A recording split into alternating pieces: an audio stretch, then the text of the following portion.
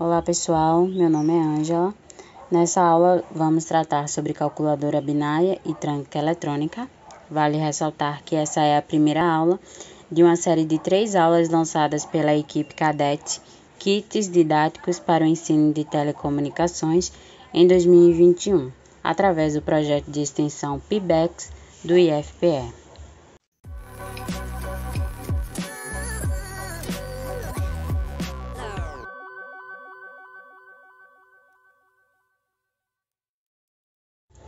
O que já conhecemos?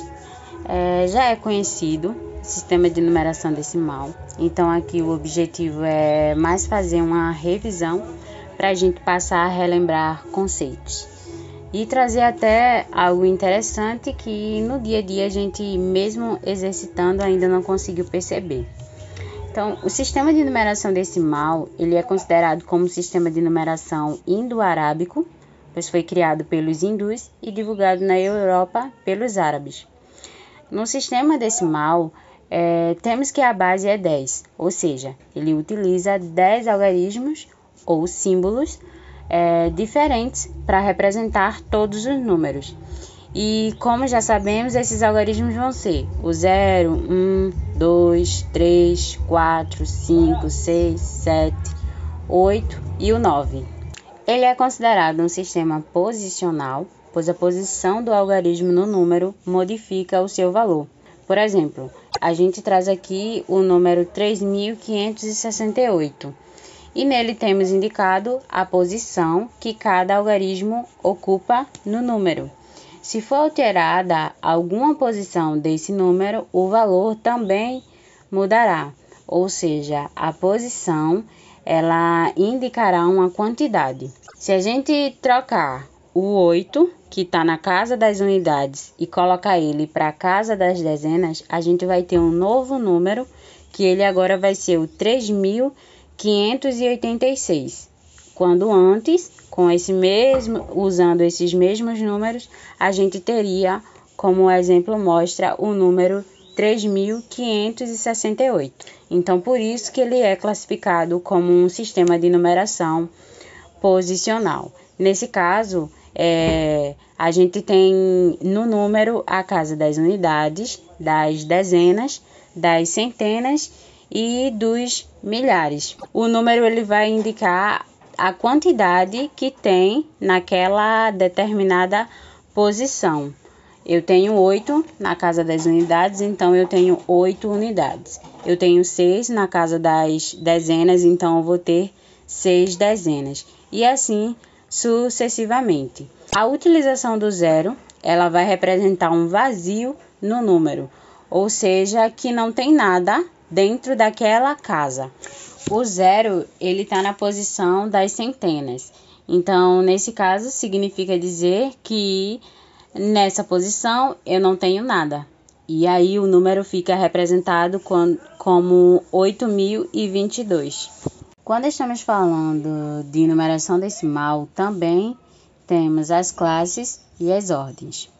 Um determinado número inteiro, ele pode ser subdividido em classes e cada uma dessas classes pode ser subdividida em 3 ordens, como vocês também podem comprovar isso na tabela.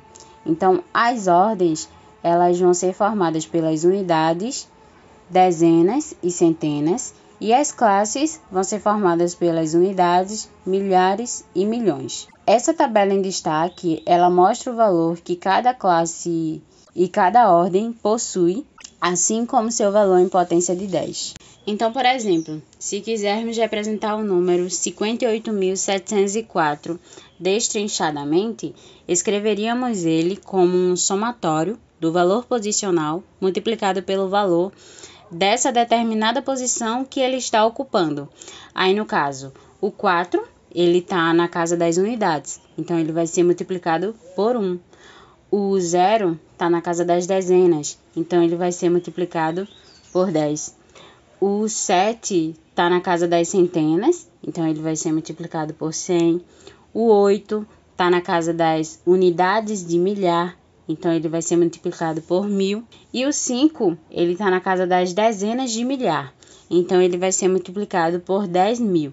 Efetuando todo esse somatório, a gente vai conseguir obter o número 58.704. Note também que a gente também consegue representar esse número em potência de 10.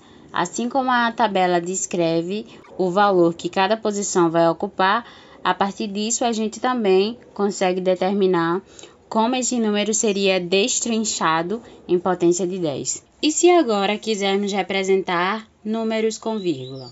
Então, nesse caso, a gente traz em questões mais ordens, que são os milésimos, os centésimos e o décimo. Analogamente, como a gente acabou de fazer, a gente também traz a mesma ideia para agora. O que acontece? Cada número ele vai ser multiplicado pelo determinado valor que a sua posição está ocupando. Então, se quisermos representar um número 35,147, o 7 aqui, ele está ocupando a posição do milésimo, e aí seria multiplicado por 0,001. O 4 aqui, ele está na posição do centésimo, então seria multiplicado por 0,01. O 1, ele está na posição do décimo, então ele seria multiplicado por 0,1. O 5 está na posição da unidade, então ele seria multiplicado por 1. E o 3 está na posição da dezena e seria multiplicado por 10. Fazendo todas essas multiplicações e a soma, a gente consegue ter o número 35,147. Também na tabela a gente consegue ver o determinado valor em potência de 10 que essa posição ocupa. Então, da mesma forma que a gente fez no exemplo anterior, aqui a gente também consegue colocar o número, o destrinchamento desse número em potência de 10. Até agora tratamos de algo já conhecido. O sistema de numeração decimal, ele está presente em nosso dia a dia. Então, o que há de novo? Vamos agora falar do sistema de numeração binário. Vocês já conheciam? Já ouviram falar? Sabem onde usamos? Ou qual a sua utilidade? Então, convido vocês a continuar nessa aula e entender um pouco como os computadores se comunicam e ver o kit que desenvolvemos pautado nesse assunto. O sistema de numeração binária, ele é de base 2, ou seja, utiliza dois algarismos, o 0 e o 1. Ele é utilizado para a linguagem de máquina, que é uma linguagem que as máquinas processam as informações, que é considerado uma linguagem de baixo nível. A definição de baixo nível está relacionada por ser distante da linguagem humana, quando também a gente tem uma classificação em linguagem de alto nível, que é aquela que vai se aproximar da linguagem humana, sendo uma linguagem mais intuitiva. Essa figura, no caso, apresenta quem seriam essas linguagens. Então, aqui a gente teria algumas representações dessas linguagens. A gente tem a linguagem Assembly, que é uma linguagem de baixo nível. De cara, a gente tenta pegar esse arquivo e ler e não entende o que tem ali, o que é que está acontecendo ali. Já a linguagem C e a linguagem em Python seriam as linguagens em alto nível, que a gente já consegue tirar alguma coisa dos comandos que são expressos. O int está relacionado a um número inteiro. Return é que vai me retornar alguma coisa. Então, se torna mais próximo da linguagem humana. Aqui, a gente vai relembrar o conceito de potenciação. Quando estávamos falando sobre o sistema de numeração decimal, houve um momento que destrinchamos o número em potência de 10. Então, desde esse momento, a gente já estava usando a potenciação. E aqui vamos defini-la. A potenciação ela é um recurso matemático usado para multiplicar vários números iguais. E ela vai obedecer à seguinte representação, que é A elevado a N. Esse A ele vai ser multiplicado N vezes por si mesmo. Então, por exemplo, o número 3 elevado a 2. Então, eu vou ter o 3 multiplicado por si mesmo duas vezes. E aí eu vou ter o resultado 9. Outro exemplo, 2 elevado a 3. Eu vou ter o 2 multiplicado por si mesmo 3 vezes. E aí eu vou ter como resultado o 8. O número 5 elevado a 4. Eu vou ter o 5 multiplicado 4 vezes por si mesmo. E vou ter como resultado 625. E para lembrete, para a gente conseguir deixar claro e definido uma condição da potenciação, é o número 548 elevado a 0, que vai ser igual a 1. Então, por que isso acontece? Porque todo número elevado a 0 é igual a 1. Com base no conceito de potenciação, vamos começar a transformar o número decimal em um número binário e o número binário em um número decimal. O sistema binário ele também assume a notação posicional, que obedece à forma mostrada no slide. Como eu falei no slide anterior, o número binário ele é formado por zeros e uns e sua base é 2. Então, se tivermos o número binário 1001 e quisermos convertê-lo em decimal, iremos atribuir peso a cada dígito do número, começando com o dígito mais à direita, classificado como LSB, bit menos significativo, até o dígito mais à esquerda, classificado como MSB, bit mais significativo. Nesse caso, para esse número em estudo, os pesos seriam 2 elevado a 0, 2 elevado a 1, 2 elevado a 2, 2 elevado a 3. E essa sequência continuaria se tivéssemos mais dígitos nesse número binário. Então, a conversão seria realizar um somatório de multiplicação do dígito por seu respectivo peso, ficando da seguinte forma mostrada. 1 vezes 2 elevado a 0, onde 2 elevado a 0 é igual a 1, porque todo número elevado a 0 é igual a 1. Essa multiplicação teria como resultado 1, mais o 0 vezes 2 elevado a 1, onde 2 elevado a 1 é igual a 2, só que ele está sendo multiplicado por 0, e todo número multiplicado por 0 é igual a 0. Então, nessa parte, teríamos como resultado 0. 0 vezes 2 elevado a 2, 2 elevado a 2 é 4, só que ocorre a mesma situação, ele está sendo multiplicado por 0 e vamos ter nesse trecho como resultado o 0. Mais 1 vezes 2 elevado a terceira, 2 elevado a 3 vai ser 8, vezes 1 vai dar 8. No final das contas, temos como resultado de todo esse somatório o resultado 9. Então, significa dizer que o número binário 1001 vai ser igual ao número 9 na base decimal. Então, agora, se quisermos transformar o número decimal em um número binário, usaremos o algoritmo de divisão sucessivas por 2. Então, vamos converter o número 172 em número binário. Efetuaremos a divisão sucessiva por 2 até não ser mais possível dividir por 2 e o número binário será formado com o último quociente gerado nessa divisão e os restos obtidos. E daí teremos o número binário 10101100. Se quisermos provar o resultado binário obtido, efetuaremos a multiplicação do dígito pelo seu respectivo peso, assim como já fizemos nessa aula, comprovando assim que o número decimal 172 equivale ao número 10101100 em binário. Então vamos a um desafio? Esse desafio consiste em converter os números decimais em números binários, conforme já vimos na aula. Então sugiro a vocês pausarem esse vídeo e tentarem fazer sozinhos. E aqui deixamos para vocês a resolução desses números propostos e suas respectivas comprovações. Mas com tudo isso vocês devem estar se perguntando onde é que a gente precisa usar esse número estranho, esse sistema de numeração binária. Então vamos entender?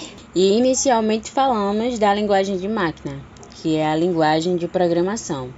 E vimos que existe a linguagem de alto nível, aquela que se aproxima mais da linguagem humana, e a linguagem de baixo nível, aquela que a gente não consegue entender. Os números binários, eles basicamente irão prover a comunicação entre máquinas. A comunicação do Wi-Fi no seu celular, por exemplo, ocorre como intermédio de duas máquinas, o seu celular e o roteador.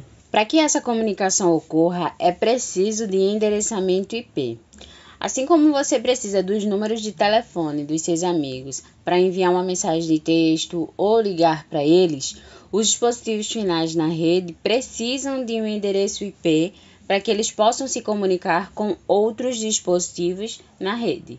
Então, esse endereço é como se mostrasse onde queremos chegar, analogamente como ocorre com os carteiros. Para uma correspondência chegar corretamente ao seu destino, precisa ter o endereço correto de destino especificado na carta. Então, o IP significa protocolo de internet, que é formado por números binários, composto por um conjunto de 32 bits, dividido em 4 seções, que são separadas por ponto.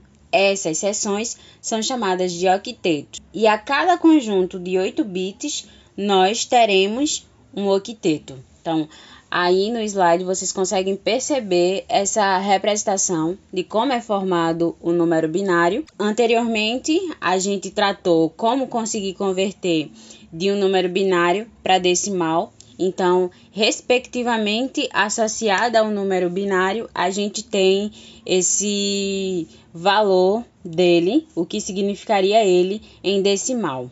Para que essa comunicação ocorra, os equipamentos precisam estar apontados com endereçamento IP, através de uma rota.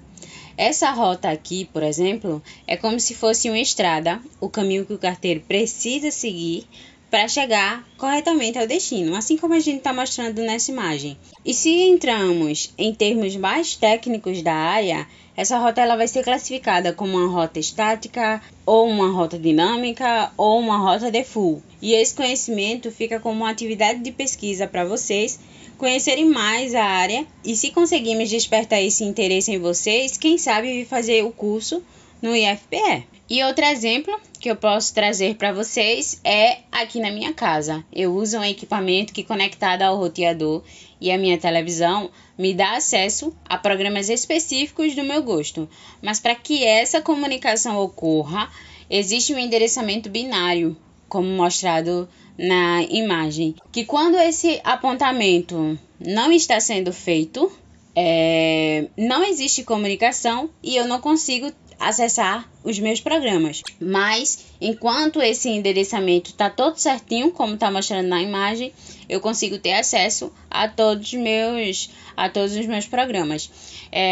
Essas informações eu consigo ter entrando na configuração de rede do equipamento, e aí ela me mostra todos os endereços cadastrados e apontados certinho. Quando eu vejo que está tendo algum problema, que o vídeo não está sendo processado, aparece logo de cara uma mensagem, como se estivesse faltando o endereçamento de rede mesmo no equipamento. Então aí eu vou nas configurações e já consigo ver que esses campos aí, como vocês estão vendo, eles ficam vazios. Então realmente não está tendo apontamento, não vai ter comunicação com a internet.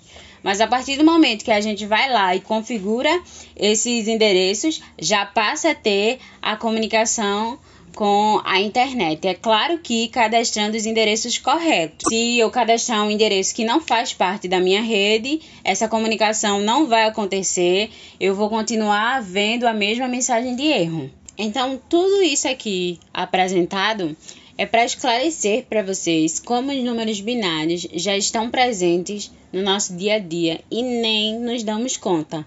E visto que é trabalhoso fazer essa conversão, montamos uma calculadora binária e com ela vocês verão se estão calculando da maneira correta. É um dispositivo fácil de implementação. Então, mais à frente, vocês vão ver o vídeo de como funcionou, como a gente construiu e como está funcionando o kit. Para o kit da calculadora binária, nós utilizamos um Arduino, um teclado matricial e o display LCD. Então agora fiquem com o vídeo do kit e em seguida temos algumas questões do Enem para vocês conseguirem resolver sozinhos. Depois vocês olham o gabarito. Calculadora binária. O kit calculadora binária é formado por um Arduino, que é usado para controlar os componentes, que são o LCD, que vai mostrar os nossos resultados e o que a gente quer ver, e o teclado matricial, que a gente vai usar para inserir os nossos números que queremos calcular. Como funciona? Vai ser o seguinte: o usuário vai inserir um número em decimal e a partir desse número o Arduino vai calcular e mostrar o resultado em número binário. Por exemplo, número 2, que em binário seria um 0. Vai mostrar aqui, um 0. Número 8, que seria 1000, 1000. E assim como o número 9, que seria 1001. E assim por diante, com qualquer número desejado.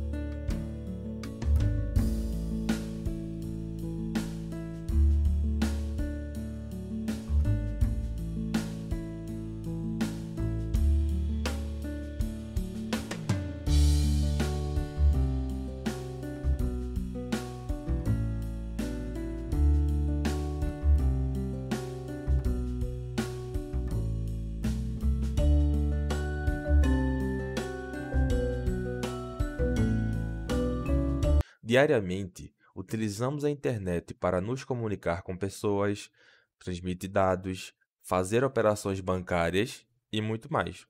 Então, como é possível garantir que essa comunicação seja segura e que nenhuma pessoa mal intencionada possa roubar ou alterar essas informações?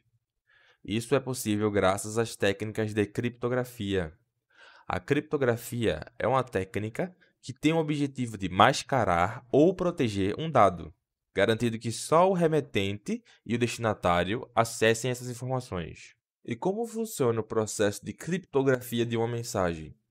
Imagine a seguinte situação: um emissor, que pode ser uma pessoa ou um dispositivo eletrônico, quer enviar uma mensagem para um receptor, que pode ser uma pessoa também ou um outro dispositivo eletrônico, de forma que apenas os dois envolvidos na conversa acessem o conteúdo daquela mensagem.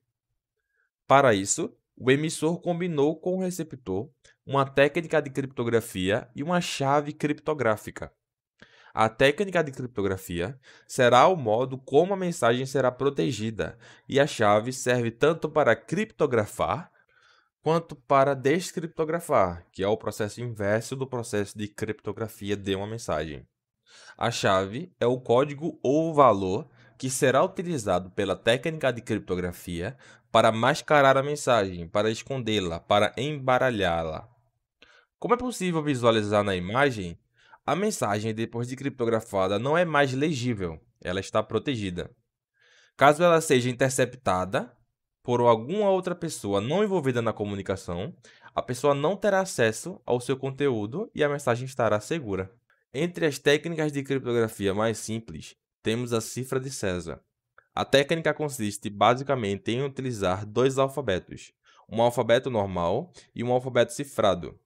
O alfabeto cifrado é exatamente o mesmo, a única diferença é que ele está deslocado em relação ao alfabeto normal. A imagem mostra um exemplo. Em cima, temos o alfabeto normal e embaixo o alfabeto cifrado. É possível verificar que o alfabeto cifrado está deslocado exatamente 3 posições em relação ao alfabeto normal. Esse número de posições deslocadas é a chave criptográfica da cifra.